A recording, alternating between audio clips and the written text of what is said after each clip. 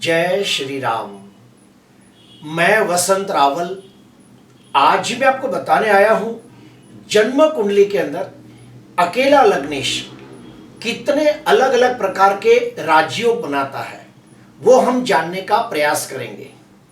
सबसे पहले हम लोग जानेंगे जन्म कुंडली के अंदर लग्न भाव का महत्व।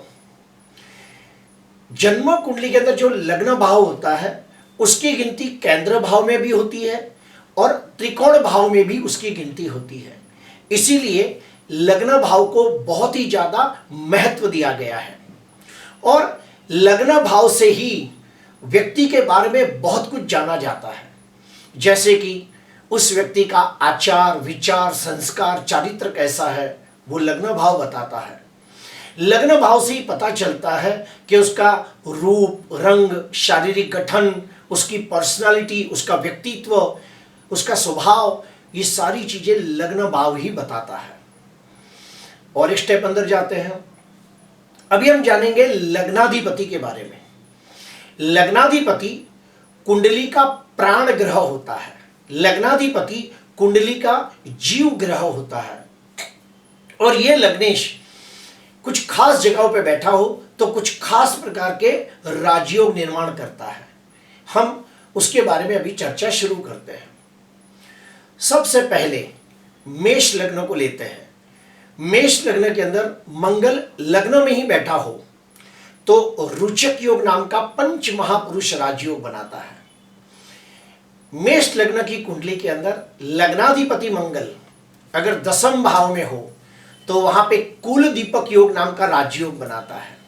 अभी लेते हैं वृषभ लग्न को। वृषभ लग्न के अंदर लग्न में ही शुक्र स्वगृही होकर बैठा हो तो मालव योग नाम का पंच महापुरुष राजयोग बनाता है। मिथुन लग्न को लेते हैं। मिथुन लग्न के अंदर लग्न में ही बुध स्वगृही होकर बैठा हो तो भद्र योग बनाता है। यही लग्नाधिपति बुध चौथे भाव के अंदर कन्या राशि के अंदर उच्च का हो तो भी भद्र योग नामक राजयोग बनाता है। अभी लेते हैं कन्या लग्न की कुंडली। तो कन्या लग्न की कुंडली के अंदर लग्न में ही बुध उच्च का हो जाता है तो भद्र योग बनाता है। यही बुध दसम भाव के अंदर मिथुन राशि के अंदर स्वगृही हो जाता है, वहां भी भद्र योग बनाता है। अभी हम लेते हैं वृश्चिक लग्न। वृश्चिक लग्न के अंदर लग्न में ही मंगल स्वगृही हो तो रुचक योग बनाता है। तुला लग्न की कुंडली के अंदर शुक्र लग्न में ही स्वगृही हो तो मालव योग बनाता है। धनु लग्न की कुंडली के अंदर लग्नाधिपति गुरु लग्न में ही स्वगृही होकर बैठा हो तो हंस योग बनाता है और चौथे भाव के अंदर स्वगृही होकर भी हंस योग बनाता है। मीन लग्न की कुंडली के अंदर भी लग्न में गुरु स्वगृही होकर हंस योग बनाता है और यही गुरु दसम भाव के अंदर धनु राशि के अंदर भी हंस योग बनाता है। अभी रह गया एक लग्न शनि का लग्न। अगर जो मकर लग्न या कुंभ लग्न हो और लग्न में ही शनि स्वगृही होकर बैठा हो तो निश्चित तौर पे शश योग नाम का राजयोग बनाता है और यही शनि और दसम भाव में तुला राशि का हो तो भी शश योग नाम का राजयोग बनाता है।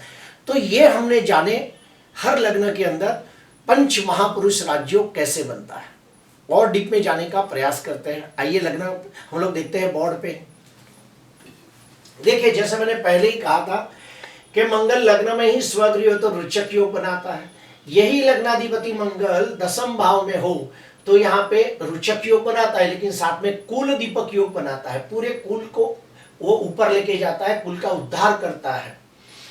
अभी हम और एक स्टेप अंदर जाते हैं कि अगर लग्नाधिपति ग्रह पंचम भाव में हो तो भी राजयोग निर्माण होता है। यही लग्नाधिपति भाग्य भाव में हो तो भी राजयोग बनाता है।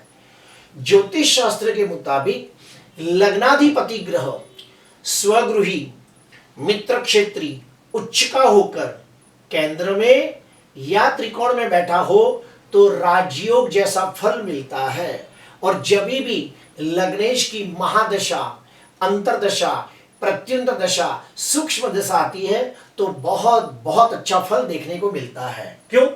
क्योंकि जो लग्नाधिपति ग्रह है ये कुंडली का प्राण ग्रह है, कुंडली का जीव ग्रह है और इस लग्नेश की खासियत है कि लग्नेश जो भी भाव में बैठ जाए उस भाव की वो वृद्धि कर देता है, उस भाव के शुभ फलों में 3 गुना वृद्धि कर देता है।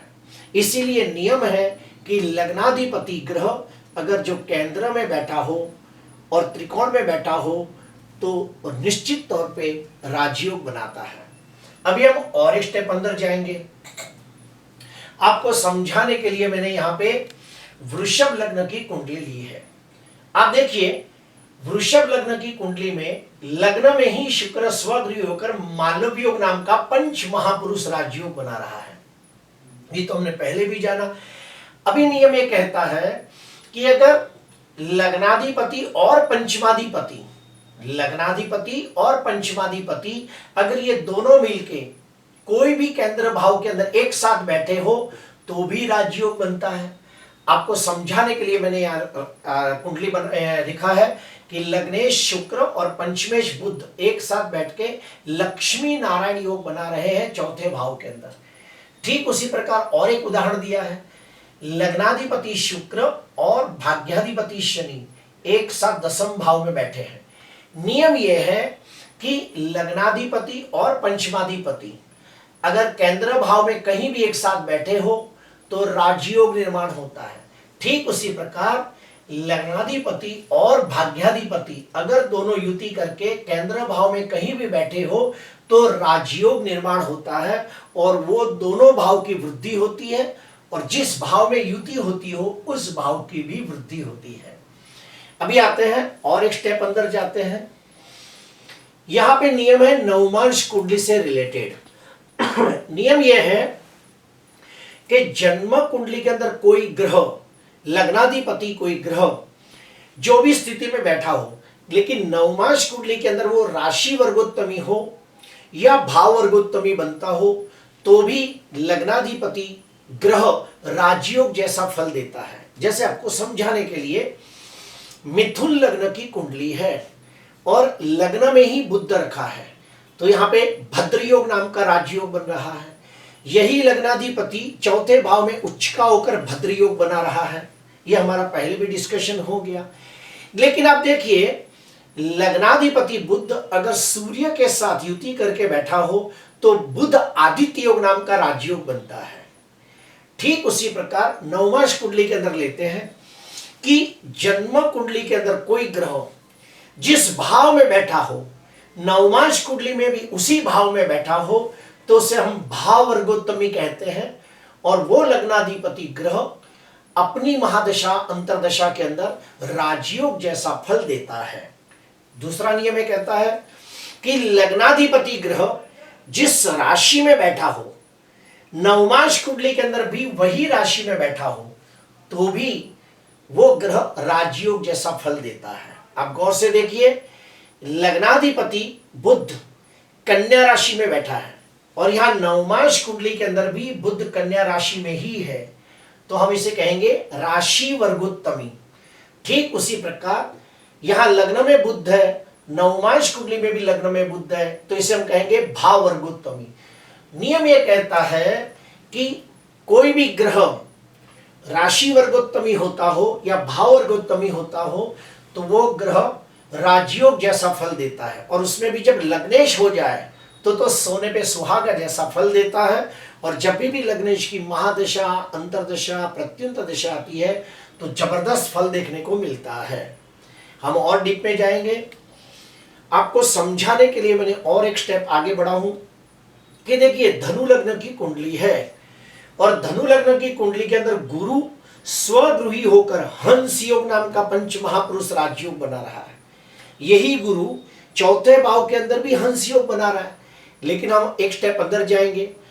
अगर जो लग्नाधिपति ग्रह गुरु चंद्र के साथ केंद्र में या त्रिकोण में कहीं भी अंशात्मक युति करके बैठा हो तो गजकेसरी योग नाम का जबरदस्त राजयोग बनता है और ये बहुत अच्छा फल देता है।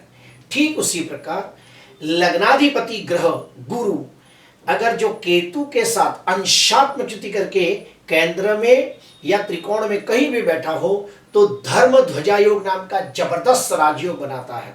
ऐसे व्यक्ति जीवन में एक बार या तो मंदिर बनाते हैं या तो मंदिर की कोई मूर्ति की प्राण प्रतिष्ठा करते हैं या फिर मंदिर के निर्माण के अंदर बहुत बड़ा सहयोग देते हैं।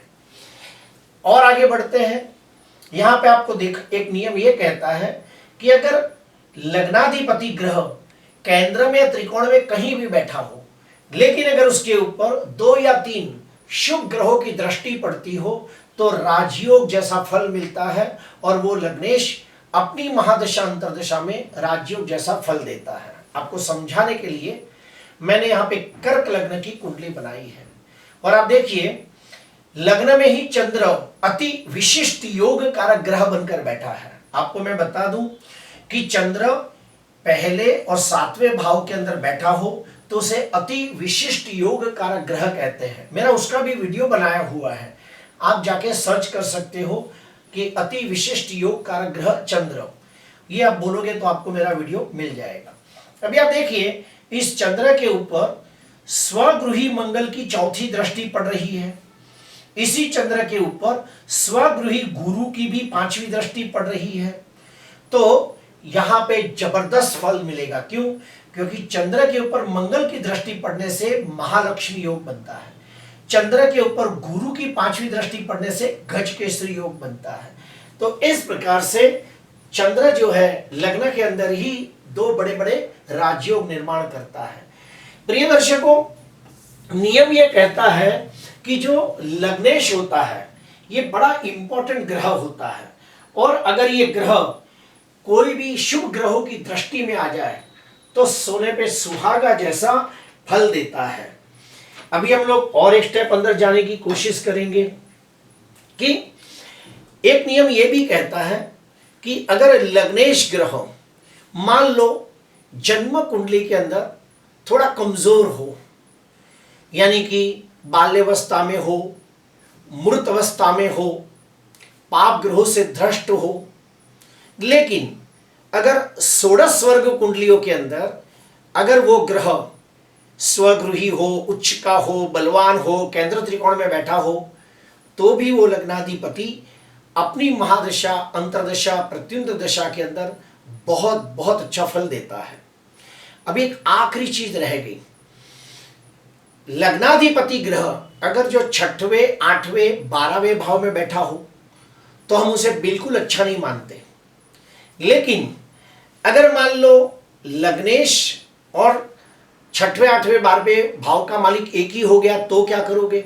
जैसे कि मेष लग्न की कुंडली है, लग्नाधिपति भी मंगल हुआ, अष्टमाधिपति भी मंगल हुआ, तो ऐसी स्थिति के अंदर विपरीत राजयोग नहीं बन पाएगा। दूसरा एग्जांपल देता हूं, अगर मान लो मकर लग्न की कुंडली हो तो मकर लग्न की कुंडली के अंदर शनि लग्नाधिपति भी हुआ और व्ययश भी हुआ, तो इस स्थिति के अंदर विपरीत राजयोग नहीं बन पाएगा। और एक एग्जांपल देता हूं, वृषभ लग्न की कुंडली के अंदर लग्नाधिपति शुक्र हुआ और 6वें भाव का स्वामी भी शुक्र हुआ, तो ऐसी स्थिति के अंदर ये विपरीत राजयोग नहीं बन पाएगा। वृषभ मिथुन कर्क सिंह कन्या तुला, तो तुला राशि 6वें भाव में आती है, तो ऐसी स्थिति में विपरीत राजयोग न बन पाएगा। क्यों? क्योंकि विपरीत राजयोग के लिए 2 कंडीशन है। एक, त्रिक भाव के स्वामी त्रिक भाव में बैठे होने चाहिए, अर्थात 6 8 12 के स्वामी 6 8 12 में बैठे होने चाहिए, तो पहली कंडीशन हो गई। लेकिन दूसरी कंडीशन यह है कि लग्नेश बलवान होना चाहिए, लग्नेश बलवान होना चाहिए। और अगर लग्नेश खुद 6 8 12 में बैठा हो तो वो बलवान नहीं माना जाता, तो दूसरी कंडीशन वहां फुलफिल नहीं होती, तो ऐसी स्थिति में लग्नेश कभी भी विपरीत राजयोग नहीं बना पाता। प्रिय दर्शकों, आज मैंने आपको बताने की कोशिश की कि लग्नाधिपति ग्रह बहुत अलग अलग प्रकार के राजयोग बनाता है, उसमें से काफी सारे राजयोग मैंने आपको बताने की भी कोशिश की। और एक राजयोग है कि अगर लग्नाधिपति गुरु अगर केंद्र में बैठा हो तो गुरु कृतोरिष्ट भंग नाम का राजयोग बनता है। लग्नाधिपति चंद्र गुरु के साथ हो तो गजकेसरी योग बनाता है, लग्नाधिपति चंद्र मंगल के साथ हो तो महालक्ष्मी योग बनाता है। लग्नेश अगर खुद लग्न में बैठा हो तो भी अपने आप में राजा जैसा फल देता है। और ये सारी बातों का फल कब मिलता है? लग्नेश की महादशा, अंतर्दशा, प्रत्युंतर दशा के अंदर इसका फल देखने को मिलता है। आज के लिए बस इतना ही। अगर आपको अच्छा लगा हो तो ज़रूर लाइक करना, सब्सक्राइब करना। नमस्कार।